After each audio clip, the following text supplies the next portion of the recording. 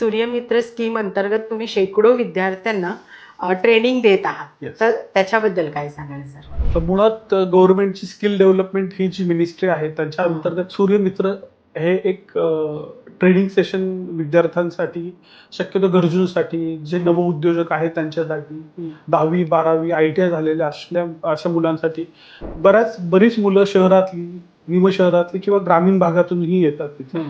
त्या मुलांना शिकवण्यासाठी बेसिकली फॅकल्टी म्हणजे जे ऍक्च्युअली इंडस्ट्रीमध्ये काम करतात त्या फॅकल्टी जनरली अवेलेबल नसतात. लर्निंग होतं त्याचं, पण एक प्रॅक्टिकल अनुभव असणाऱ्या व्यक्तींची तिथं गरज असते. तर आम्ही बऱ्याच ठिकाणी त्या ट्रेनिंग्सला जातो, त्या मुलांना ग्रूम करण्याचं काम करतो, त्यांना प्रॅक्टिकली गोष्टी सांगतो, त्यांना आमच्या प्लांटवर बोलवतो, आमच्या प्लांटवर त्यांना ट्रेनिंग पण देतो. त्याच्यामधून ती घडतात. आता आम्ही जवळजवळ 6-7 बॅचेस केलेले आहेत त्या.